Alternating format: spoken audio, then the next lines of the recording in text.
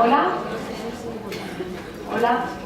Bienvenidos de nuevo a todas y a ver, pues tenemos todo chico. Menos mal que viene Salvador hoy aquí, sí. Bueno, y un compañero. Por eso digo hola a todas y a ti.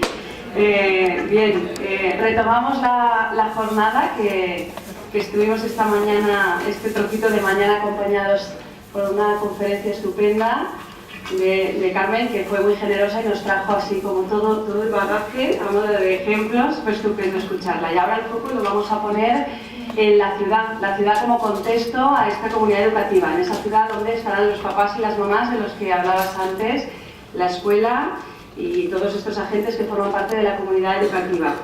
Para mí es un placer presentar al compañero Salvador Almenar Cotino, al que le agradecemos desde la organización de esta jornada que haya aceptado la invitación.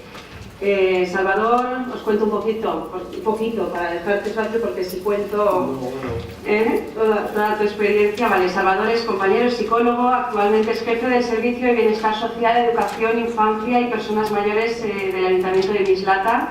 Además tiene una amplia trayectoria profesional en el ámbito municipal. Como director del Gabinete Psicotécnico Municipal de Torrente, jefe del Servicio de Educación del Ayuntamiento de Gandía, y además Salvador es profesor tutor de la UNED en el grado de Psicología y Educación Social, presidente de la Asociación Internacional de Ciudades SASA, PGP, y asesor de la Comisión de Acción Social del Colegio Oficial de Psicólogos.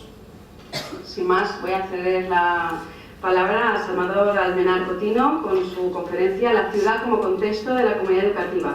Con esta conferencia cerraremos la mañana. Muchas gracias a todos por vuestra atención. Vale, pues, ¿se me oye bien? Sí. Bueno, pues muchas gracias, Adela, por la presentación.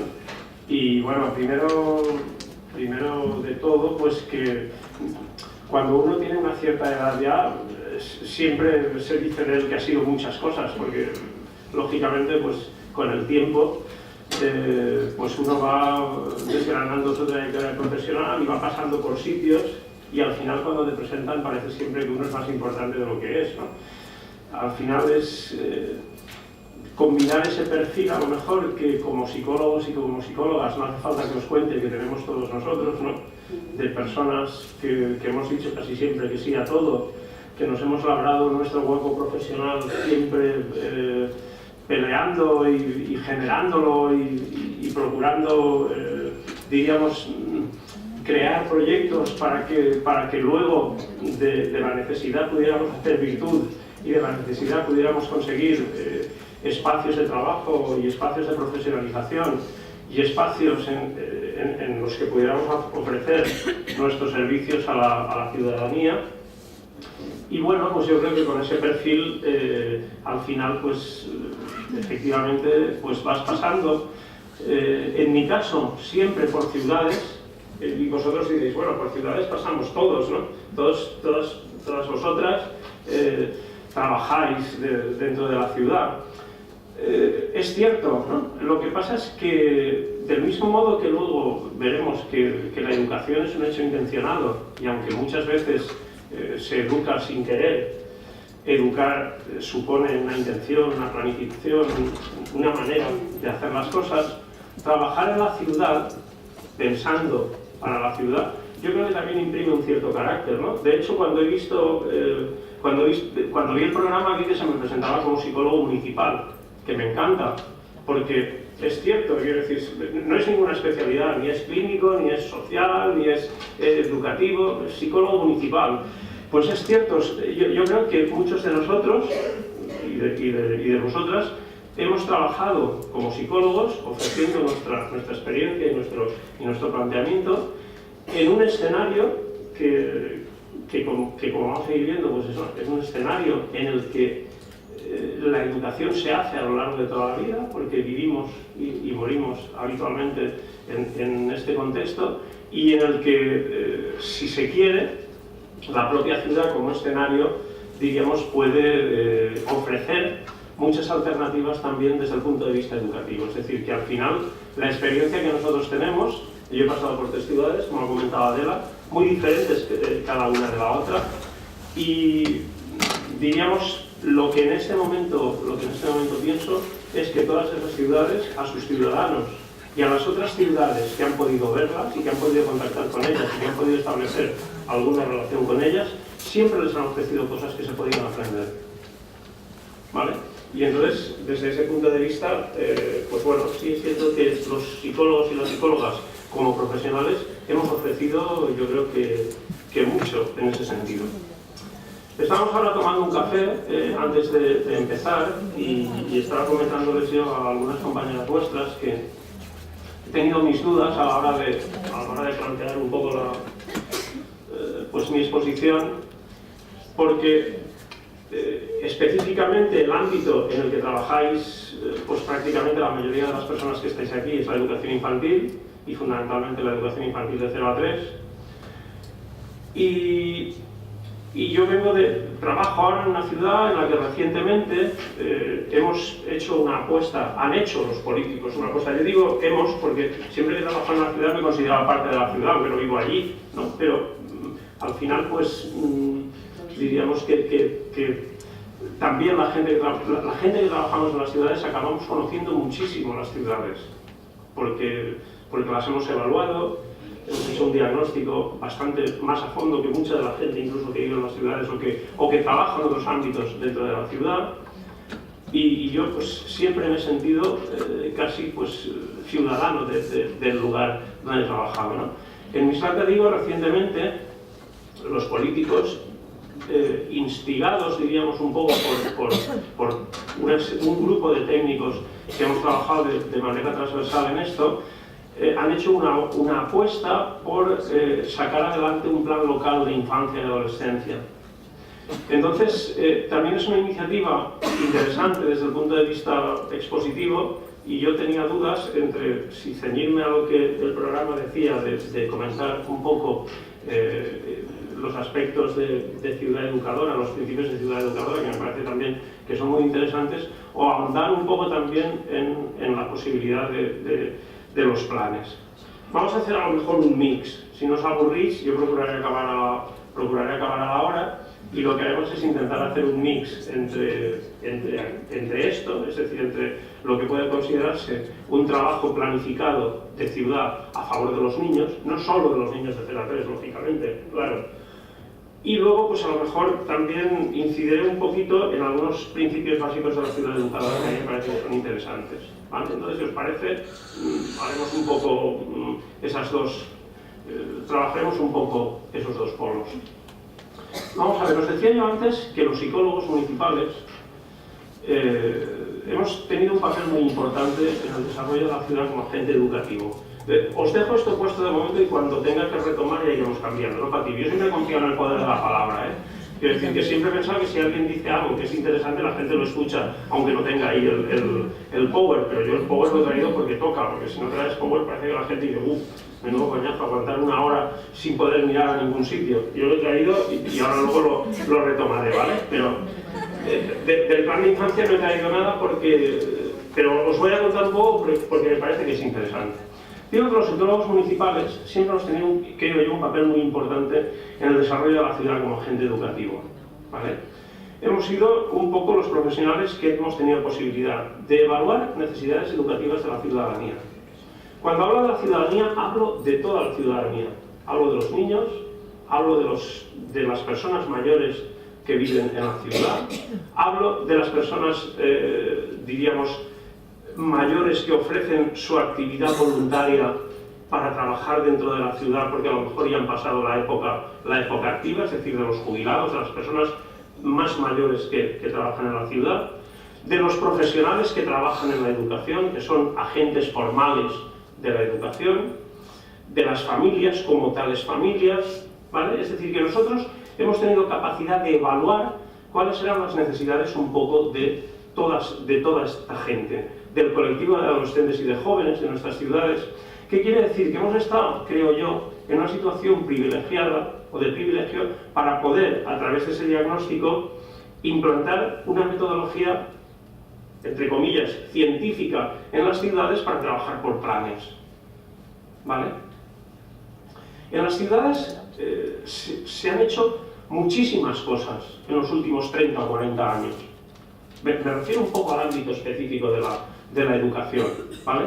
Yo empecé a trabajar en los años 80 en Torrent, en uno de los primeros gabinetes psicopedagógicos municipales que hubo, y entonces estaba casi todo por hacer.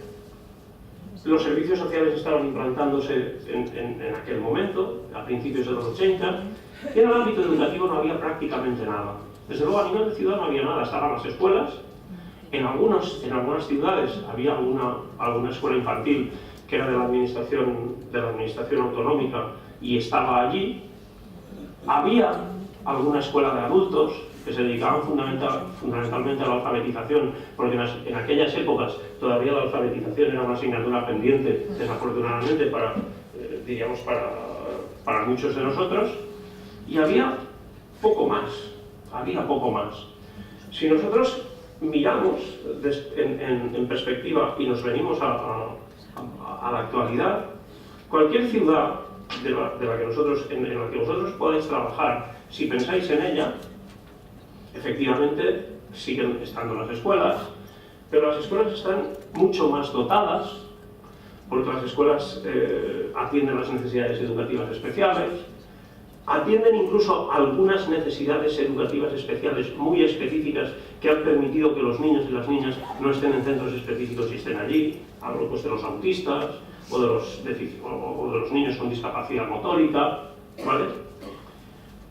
Si seguís mirando las ciudades, veréis en algunas ciudades redes de escuelas infantiles, algunas ciudades escuelas infantiles y algunas ciudades redes de escuelas infantiles. Yo siempre hago la diferencia entre las escuelas infantiles y las redes, en que las redes de alguna manera tienen sus conexiones, están organizadas, muchas de ellas utilizan la misma metodología, es decir, también podríais ver eso. Veréis muchas ciudades en las que se trabaja la prevención de las conductas adictivas, por ejemplo, y de consumo en grupos de adolescentes. Veréis ciudades en las que se trabaja mucho el aspecto intergeneracional, intentando conectar a las personas mayores con los niños, ¿vale? Veréis muchísimas cosas. Veréis hasta aulas universitarias senior en las ciudades. Nosotros el año pasado en Mislata implantamos un aula universitaria senior para personas mayores jubiladas que además que tienen otras inquietudes diferentes a jugar al dominó, a poder estar en un hogar, ¿vale? Es decir, que toda esa transformación no la voy a atribuir específicamente solo a los psicólogos, pero los psicólogos hemos tenido un papel muy importante en la detección de todas esas necesidades y en ofrecer a la ciudad la implantación de una metodología científica, de una metodología didáctica, profesionalizada, en la que se puedan hacer planes, proyectos, programas, como queráis llamarle, de ciudad, ¿vale? Luego, nosotros, por la formación que tenemos, yo creo que hemos aprendido también a que todos esos planes, lógicamente, se han de hacer como se hacen los planes. Se ha de evaluar primero, se ha de hacer participar a la población en la elaboración de los planes, porque nosotros no podemos hacer los planes y comérnoslos y guisárnoslos nosotros solos. Hay que hacer participar a la población de qué piensa sobre lo que nosotros pensamos que es útil y que se puede necesitar, ¿vale? Y eso es un trabajo, diríamos, bastante arduo y bastante importante. La participación no es una tontería. Hablamos mucho de ella, nosotros decimos que siempre en la mayoría de los planes se contempla la participación como algo que se da por hecho, pero la participación requiere formación de los que participan, requiere ofrecerles información para que puedan tener criterio, es decir, es algo que no se hace de la noche a la mañana porque tú des un documento y se acabó, ¿no? Entonces nosotros cuando elaboramos o ofrecemos toda esa metodología científica, pues evaluamos, aplicamos los conceptos de transversalidad a los proyectos de ciudad, ¿vale? Y luego, con un objetivo final siempre, que es la promoción del bienestar, es decir, que los ciudadanos que viven allí, en esa ciudad, pues tengan mayor bienestar, tengan mayores servicios, tengan mayores recursos, que puedan atender sus necesidades de bienestar personal, que es uno de los conceptos que los psicólogos y las psicólogas manejamos como objetivo siempre de nuestras intervenciones. Quiero decir que todo este perfil toda esta dinámica, toda esta manera de trabajar que yo creo que nosotros tenemos, luego al final acaba pues fructificando o floreciendo o acaba apareciendo algo que tiene que ver con este sistema de trabajo que yo creo que todos nosotros conocemos bien. En el caso que yo os planteo en Miss Butter, pues todo esto ha generado como último producto un plan local de infancia y adolescencia, ¿vale? Un plan local de infancia y adolescencia que ha tenido, lógicamente, como la mayoría de planes que se hacen, un documento diagnóstico inicial en el que hemos detectado la mayoría de necesidades que puede tener la gente que está relacionada con el mundo de la infancia respecto a aquellos aspectos que tienen que ver con la educación, con la acción social, con la interrelación, con la acogida de colectivos de menores en dificultades. Hemos evaluado también lo que piensan los propios niños, ¿vale? Porque en muchos de los planes, y en los planes de infancia con mucha facilidad, muchas veces obviamos a los actores principales. ¿Por qué? Pues porque parece que los niños no tienen voz.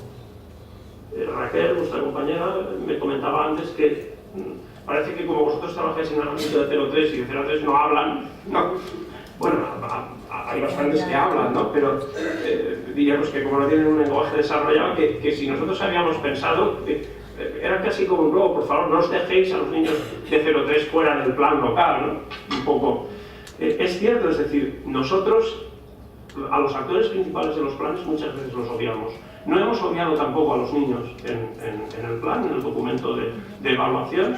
Lo que pasa es que una de las cosas de las que nos hemos dado cuenta es que los niños en general no están acostumbrados tampoco a participar en la vida de los adultos. En la vida ciudadana, desde luego, bastante menos. Están acostumbrados a acudir a lo que se les ofrece. Y en la mayoría de ciudades, oferta de actividades para infancia hay infinidad. Deportiva, cultural, artística, musical, todo lo que queráis. Pero diríamos, a veces poco planificada, ¿no? En ese plan, nosotros, después de ese documento de evaluación, pues implementamos una serie de ejes en los que hemos intentado, diríamos, atender pues todos aquellos aspectos del bienestar de los niños que deben estar contemplados. Yo comentaba también con vuestra compañera que una de las cosas que nos parece muy importante, desde luego yo no voy a, claro, no sería el foro adecuado, ¿no? Todo lo contrario. Yo creo que cualquiera de nosotros sabe la importancia que tiene el tramo 03. Es una etapa completamente educativa. En la última ley, en la LOCSE, se contemplaba como una etapa educativa plena. Lo que pasa es que parece que la crisis se lo ha llevado casi todo, se ha llevado casi hasta las ideas en muchas ocasiones, ¿no? Y al final, entre que es un recurso caro, que las familias han venido muy a menos, económicamente hablando, claro, que la gente desafortunadamente está mucho más tiempo en casa, pues resulta que el peligro, la amenaza, cuando hacemos estos lazos a los que somos tan aficionados los psicólogos, ¿no? Las amenazas externas que tienen este tipo si digo que somos muy aficionados porque nos encanta hacer todo eso, ¿no?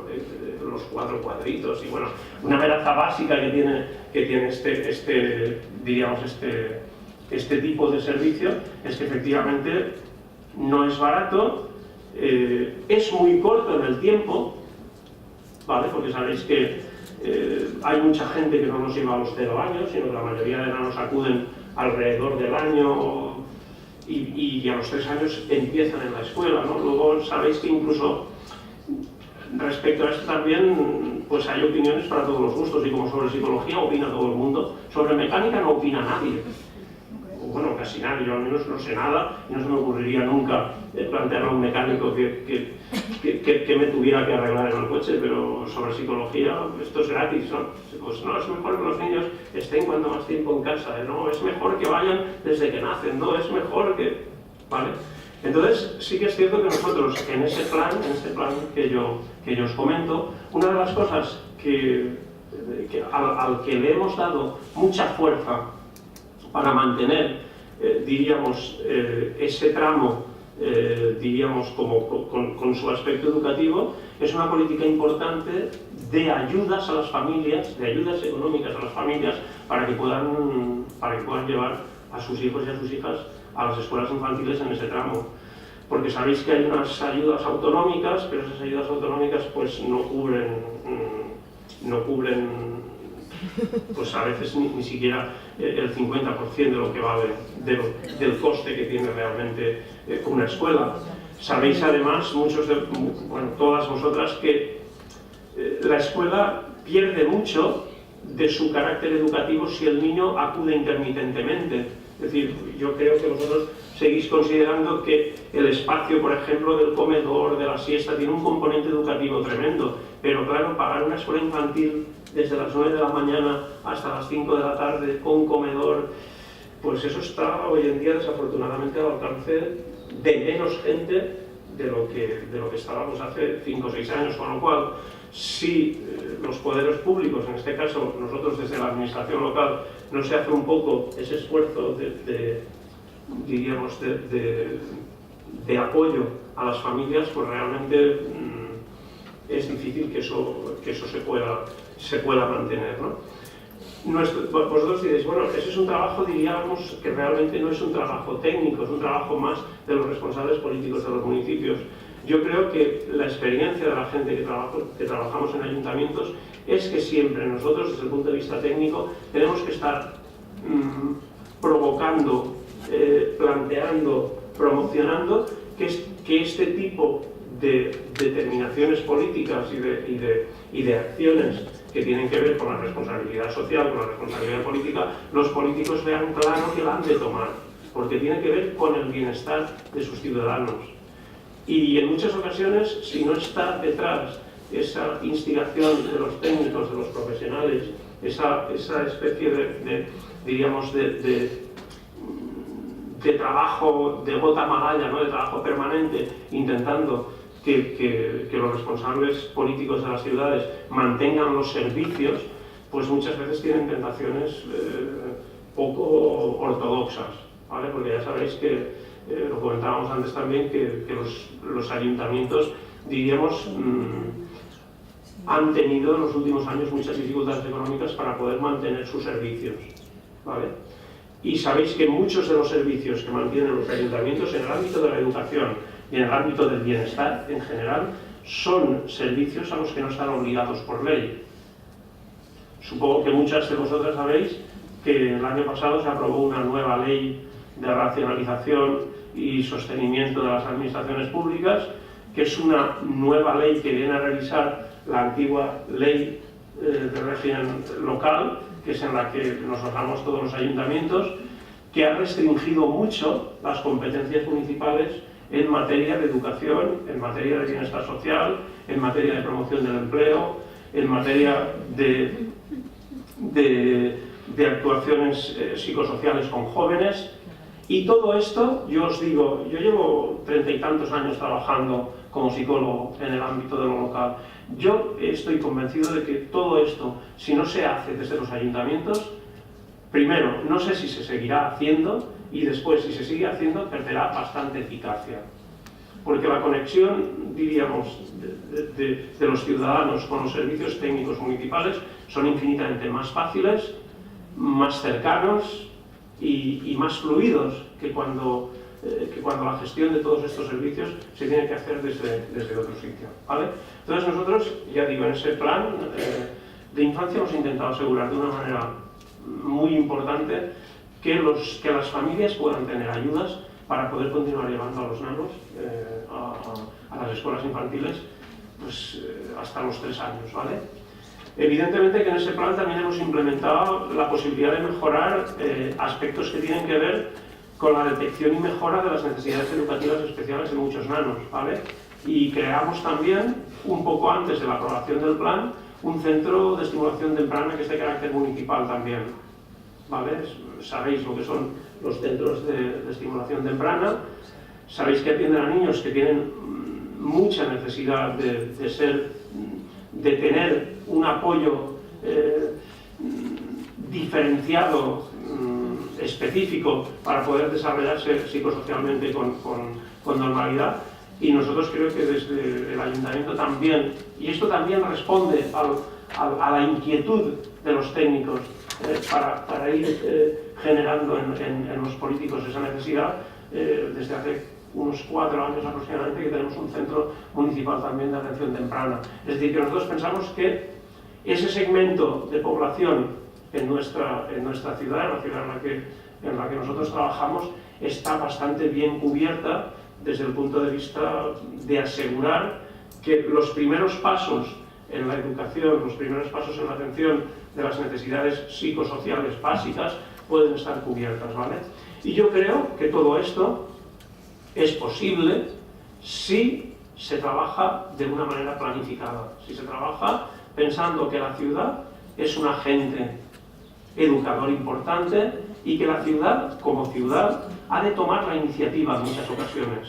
No ha de esperar a que le ofrezcan cosas, a que le subvencionen cosas, no, la ciudad ha de ser activa, ha de ser dinámica y se ha de anticipar a que todas estas cosas vengan en el futuro, ofreciendo la posibilidad de que esto se quede, ¿vale?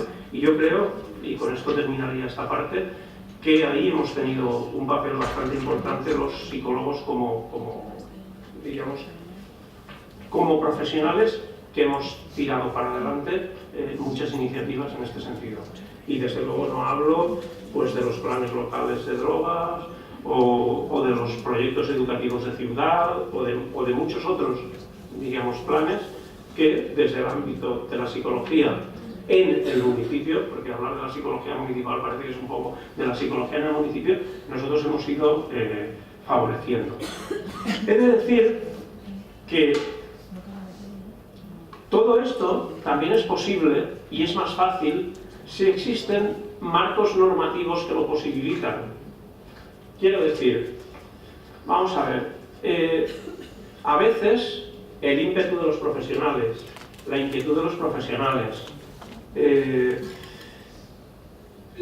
diríamos el trabajo cooperativo entre profesionales de diferentes especialidades en los ayuntamientos, los psicólogos, las trabajadoras sociales, los técnicos de juventud, los animadores culturales, los educadores, es decir, el trabajo combinado, el trabajo, diríamos, cómplice de toda esa red de profesionales que trabajan para el bienestar de los ciudadanos, en muchas ocasiones es suficiente para provocar y para producir planes, para producir proyectos, pero es cierto que a veces tener un marco normativo que facilita, que da sentido, que cobija como paraguas ese trabajo es importante. Y yo creo que los ayuntamientos, en este sentido, han tenido la suerte desde hace ya muchos años, concretamente desde el año 92, de contar con una organización de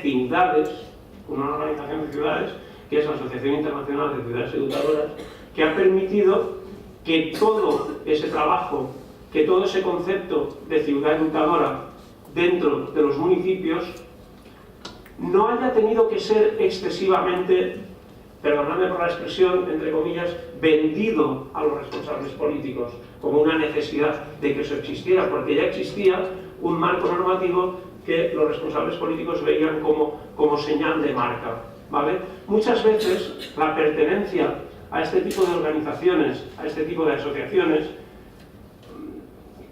tiene más importancia en cuanto que permite el trabajo libre luego de los profesionales que en muchas ocasiones el mero hecho de pertenecer, ¿no? Aparte de la transferencia de conocimiento que pueda haber, del acceso a los bancos de experiencias educativas, ¿vale?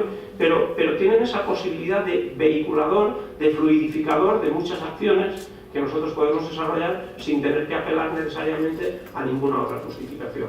Entonces, en ese sentido, y pasaríamos a la segunda parte un poco de lo que yo os quería contar específicamente y que tiene más que ver con el título de la conferencia, que era la ciudad como contexto de la comunidad educativa. Nosotros hemos tenido la suerte de que tenemos un marco en el ámbito de la educación, que es esta asociación internacional, que es Ciudades Educadoras, que es Ciudad Educadora, que nos permite, diríamos, seguir avanzando en ese concepto de la ciudad como agente educativo. Cuando hablamos de la ciudad, hablamos lógicamente de la ciudad como un agente educativo permanente, es decir, como un entorno que no para de entrelazar a sus ciudadanos para que puedan seguir aprendiendo y seguir desarrollándose. Hablamos de ese poder transformador que tiene la ciudad, que no es ni más ni menos que el poder transformador que tiene la educación. Sin educación no hay desarrollo, sin educación no hay empoderamiento de las personas. Mira, las ciudades tampoco como escenarios, ¿vale? Cuando la ciudad se convierte en una ciudad que educa, automáticamente se convierte en una ciudad que transforma, ¿vale? Y que puede transformar también a otras ciudades que aprenden de ella, a través de las redes o a través de las asociaciones, ¿vale? Y luego ese escenario, lógicamente, tiene actores y tiene público, ¿vale? Entonces vamos a ir viendo un poco algunos conceptos relacionados con esto. Ya os decía yo anteriormente que la educación es un hecho intencionado. Hay muchas cosas que educan y no son intencionadas, pero si queremos educar con objetivos, se tiene que tener una intención. Se ha de planificar, se han de establecer condiciones idóneas, se ha de preparar con un método, y es muy importante, hay que formar también a los actores que participan en ese hecho educativo. Y luego se ha de decidir también el público al que va destinado cada una de las acciones que tienen que ver con el ámbito de la educación. La ciudad, os decía yo antes, que al mismo tiempo que trabaja con sus ciudadanos, aprende y enseña a otras ciudades. Aprende pues a través de las redes de ciudades y del establecimiento de esas redes, y aprende, todas las ciudades no enseñan los mismos valores. De hecho, vosotros veis que muchas ciudades se autotitulan de alguna manera, ¿no? Pues Roma, ciudad abierta, Barcelona con su onda y el Mediterráneo asociado a Barcelona, ¿no? Es decir, hay muchas ciudades que tienen su propio lema, porque de alguna manera tienen claros cuáles son aquellos valores que transmiten, y eso también se enseña a otras ciudades. Las ciudades también tienen sus propios modelos de participación, ¿vale? Yo he estado en 3 ciudades trabajando, en Torrente, en Gandía y en Mislata, y he de decir que el potencial participativo de la ciudadanía no es el mismo en las 3 ciudades en las que he estado, ni en cantidad, ni tampoco en modelo. Hay ciudades en las que el modelo se organiza y se planifica, y hay ciudades en las que la participación surge libremente a través de otras asociaciones que ya están constituidas y que no necesitan a lo mejor otro tipo de modelos. Pero hay ámbitos específicos de la participación en la que esta hay que motivarla, hay que planificarla, hay que pensarla y hay que ofrecerla. La gente, por ejemplo, para participar en el ámbito de lo fañero no necesita que nadie provoque eso. Hay mucha gente que tiene sus fallas, sus casales, sus actividades, ¿vale? Pero para participar a lo mejor en un proyecto de educación intergeneracional, pues a lo mejor los mayores que participen en el proyecto se les ha de ofrecer un modelo de participación, a los niños que participen en ese proyecto también se les ha de ofrecer un modelo de participación, y a las familias que participen también, ¿vale? Luego, las ciudades también tienen sus propios modelos de participación, que a veces pueden estar establecidos o pueden no estar establecidos. La ciudad aprende también a través de los distintos modelos de integración de la ciudadanía que existe, de integración, de la inclusión, no de la exclusión. Y hay ciudades que tienen claro que son ciudades integradoras y que son ciudades incluyentes, y hay ciudades que se lo plantean, y a lo mejor posiblemente lo sean por azar, o a lo mejor no lo sean. Y si preguntamos a los ciudadanos, hay ciudadanos en algunas ciudades que se encuentran muy cómodos en sus ciudades porque se produce ese efecto de inclusión, y hay ciudadanos que siguen viviendo de una manera muy individual esa integración ciudadana. Y luego también hay modelos de cómo se vive la cultura. Yo he estado, ya os digo, en 3 ciudades, y hay ciudades que son muy elitistas, como en su modelo de participación y de ofrecimiento de actividades culturales, y hay ciudades que son mucho más, no sé si la palabra es popular, o mucho más sencillas a la hora de ofrecer actividades culturales, ¿no? Todo esto se enseña a otras ciudades que también participan de conexiones con estas ciudades, ¿vale? Se enseña y al mismo tiempo se aprende de otras ciudades. Bien, es inútil decir pues, que la ciudad transforma a los ciudadanos y que los ciudadanos también aprenden de la ciudad. ¿Por qué? Pues porque aprenden del modo de hacer que la ciudad va ofreciendo. Nosotros, la gente que trabajamos en el ámbito ahora, por ejemplo, del bienestar social, yo lo que pasa es que llevo un servicio bastante grande, en el que tengo infancia, tengo bienestar social, tengo educación y tengo personas mayores, ¿no? Pero la gente que trabaja en el departamento de bienestar social, por ejemplo, pues sabe que la ciudadanía, por ejemplo, en este momento de Mislata, sabe que Mislata es una ciudad, desde el punto de vista, diríamos, del apoyo social, muy potente. Eso los ciudadanos lo saben. Los ciudadanos que aprenden de eso, que el ayuntamiento tiene mucho dinero, que el ayuntamiento... No, los ciudadanos aprenden que su ciudad es una ciudad inclusiva, es una ciudad que se preocupa por las condiciones de vida de sus ciudadanos más necesitados, es una ciudad que se preocupa de que la gente tenga condiciones de igualdad en el acceso a la mayoría de los servicios. Es decir, que haya una plataforma que permita acceder en igualdad a los servicios. Eso se enseña también. Y los ciudadanos lo perciben. Y yo creo que diríamos que eso forma parte de esa planificación o de esa intención que nosotros tenemos cuando planificamos la ciudad. Y eso también produce un diálogo ciudadano que al final genera opinión, porque los ciudadanos, diríamos, en espacios formales, pero sobre todo en espacios informales, también se transfieren entre ellos mucha opinión respecto al modelo educativo que les ofrece su ciudad.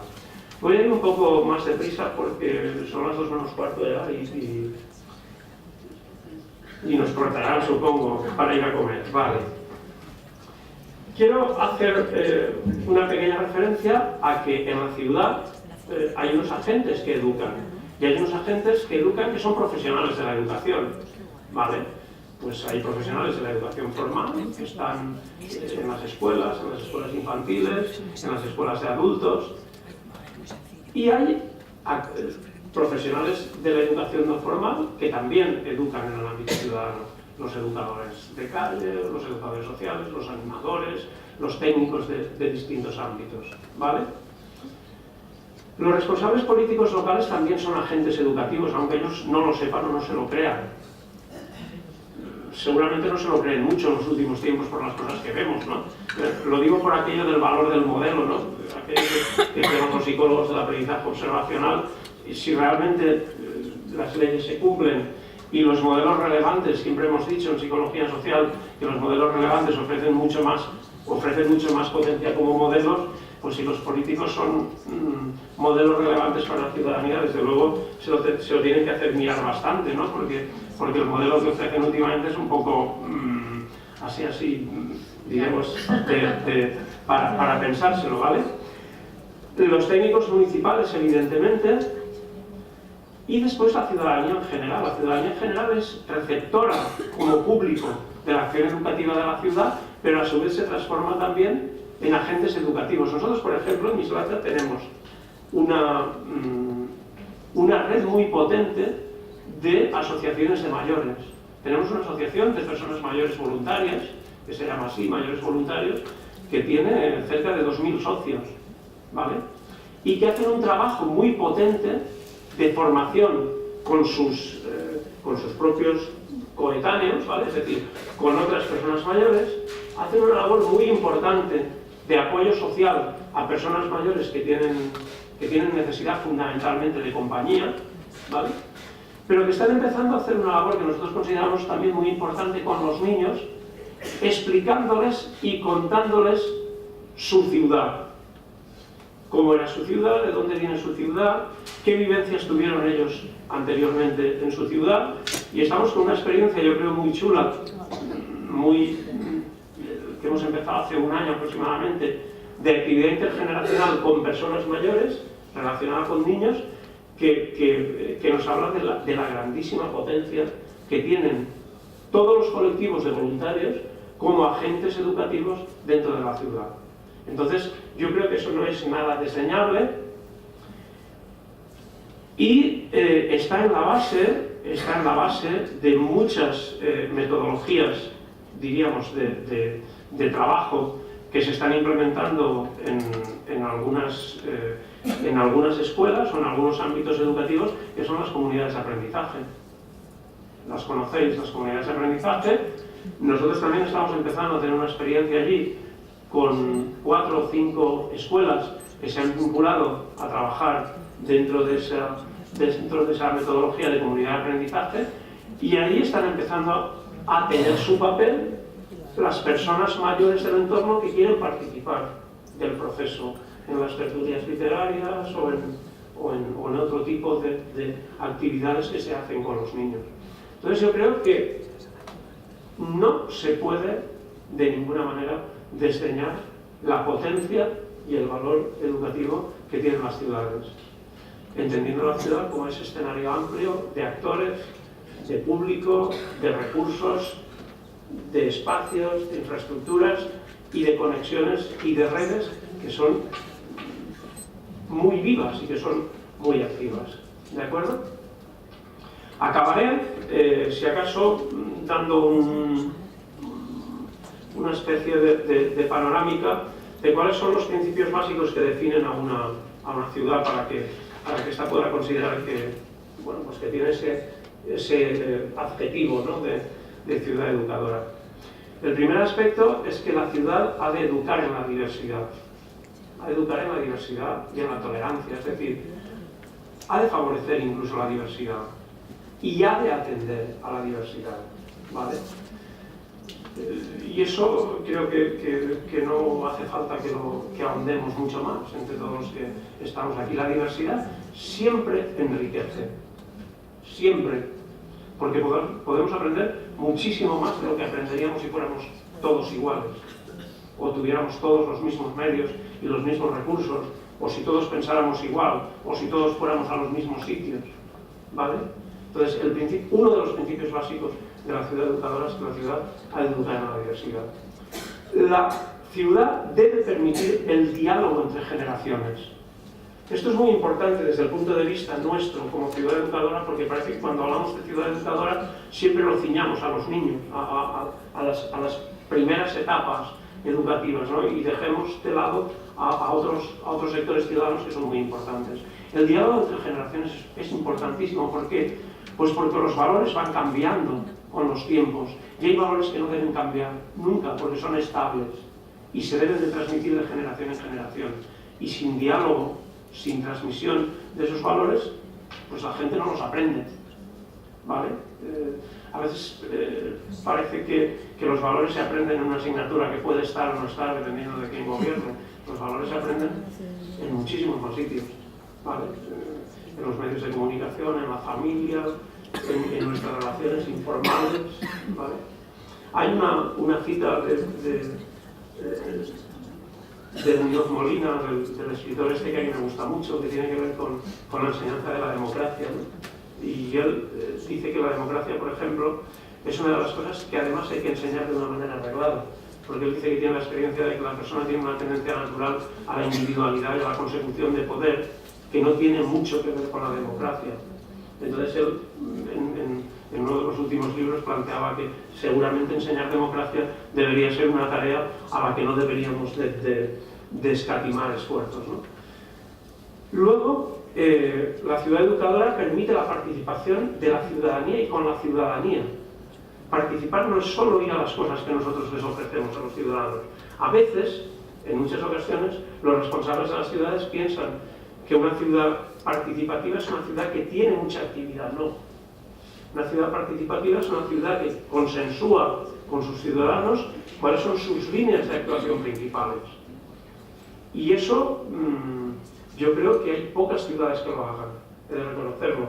Hay muy pocas ciudades que consensúen los presupuestos municipales con sus ciudadanos. Hay algunas ciudades que han empezado a hacerlo, ¿vale? Pero trabajar la participación de los ciudadanos supone un esfuerzo muy importante también para formarlos, porque participar en desigualdad de condiciones no es posible. Es decir, yo no puedo trabajar un ámbito de participación si yo tengo mucha más información que tú, que estás enfrente de mí. Yo no puedo trabajar en un ámbito de participación si yo tengo muchos más recursos respecto a ese ámbito que los que tú tienes, que estás enfrente de mí. Entonces, para poder participar de una manera plena, pues se requiere, diríamos, mucho trabajo de formación entre los distintos miembros de los proyectos, ¿vale? Una ciudad educadora, evidentemente, es una ciudad que acoge y que no excluye. Y que no excluye en ningún caso, ¿vale? Después, una ciudad educadora, todos los principios, es que es una ciudad que ajusta un poco la oferta educativa a la demanda laboral. Esto es un poco un desideratum casi, ¿no? ¿A qué demanda laboral nos planteamos muchos en este momento? Hay ciudades que se han quedado desiertas de industria, que no tienen prácticamente servicios. Luego las competencias tampoco las tenemos las ciudades para ajustar la oferta educativa. Ahora, cuando hable de la última, os comentaré una palabrita que tiene una importancia capital para mí y veréis cuál es la diferencia. Pero bueno, en principio, dentro de esos principios básicos de las ciudades educadoras estaba ese aspecto de ajustar la oferta educativa un poco a la demanda laboral para no producir, diríamos, desequilibrios dentro de los espacios naturales. Luego, muy importante, implicar a los educadores no formales. Es decir, hay muchísima gente que tiene una potencia tremenda desde el punto de vista formativo, porque sabe muchas cosas, tenga carrera, no tenga carrera. Hay mucha gente que tiene su experiencia personal, su formación, sus actividades de participación, que tiene un bagaje tremendo como educador no formal y que muchas veces no encuentran los cauces de participación posibles porque la ciudad no se los facilita. Pues esa es una tarea que yo creo que es bastante importante desde el punto de vista nuestro. Desde luego, educar en valores. Está claro que el acogimiento, la inclusión, el apoyo social, el respeto, la tolerancia, todas esas cosas se ven en las ciudades. Nosotros vemos ciudades limpias y ciudades sucias, ciudades tranquilas y ciudades histéricas, ciudades que educan y ciudades en las que parece que allí no hay nada pensado, ¿vale? Vemos ciudades, diríamos, cultas y ciudades poco cultivadas. Yo creo que todo eso no surge de la nada. Todo eso surge de una voluntad clara de los ciudadanos que habitan allí, ¿vale? De ahí que tenga una importancia, desde mi punto de vista tan grande, esa educación en valores. Y para finalizar, es decir, la ciudad debe tener su casa limpia también. Es decir, lo que no podemos es hacer 200.000 proyectos de participación, de infancia, de prevención de no sé qué, de actividad intergeneracional y no ejercer nuestras competencias como ciudad, las que tenemos obligación de ejercer. Con la nueva ley de racionalización y sostenimiento de las administraciones locales, nos han dejado temblando, ¿vale? En el ámbito de la educación, como competencias propias. Anteriormente decía que los ayuntamientos colaborarán, la anterior ley era del año 85, y decía que los ayuntamientos colaborarán en la planificación de la enseñanza y en el mantenimiento y vigilancia de los edificios de las escuelas públicas de la ciudad. En la nueva ley, como competencia propia de los ayuntamientos, únicamente se explicita que los ayuntamientos colaborarán en el mantenimiento y la vigilancia de los edificios en los que se dedican a escuelas, a centros educativos. La palabra que han quitado no es baladí, han quitado la colaboración en la planificación, que lo es todo. Colaborar en la planificación educativa de la ciudad lo es todo. ¿Por qué? Pues porque sin eso es difícil establecer planes, es difícil establecer, diríamos, detección de necesidades educativas especiales para en primera infancia, 0-3, para que cuando lleguen a los centros educativos a lo mejor estén detectados y estén ya diagnosticados y estén encaminados a tener su atención, es difícil implicar a lo mejor a las escuelas de adultos en la participación en el ámbito educativo formal, es difícil trabajar comunidades de aprendizaje en las que participen sin colaborar en esa planificación. Realmente al final el tema va a estar complicado. Y luego, como competencias delegadas, nos deja 2 o 3, una de las cuales tiene que ver con la posibilidad de creación de escuelas infantiles, que lo establece como una competencia delegada que en su día las administraciones educativas ya se pondrán de acuerdo, ¿vale? Quiero decir que los que hemos sido unos firmes defensores de lo municipal como ámbito más eficaz de intervención desde lo educativo, desde lo social, desde lo psicosocial, en definitiva, pues esperamos que se posibilite una revisión y más que una revisión, una nueva visión sobre el papel que tienen las ciudades en el ámbito de lo educativo, de lo social, del bienestar, en definitiva, para que nos permita, después de 30 años de trabajo, seguir ejerciendo ese papel de promotor de la educación, de promotor del cambio, de promotor de la transformación social, que clásicamente pues, en nuestro país, en la cultura occidental, siempre han tenido las ciudades. Entonces, bueno, igual la próxima vez que nos veamos ha pasado algo y tenemos alguna perspectiva más positiva de la situación, ¿vale? Encantado de haber estado con vosotras y bueno, pues si hay alguna cuestión que queréis plantear y si no, pues os dejamos ir a comer que os lo tenéis merecido, ¿eh? Gracias.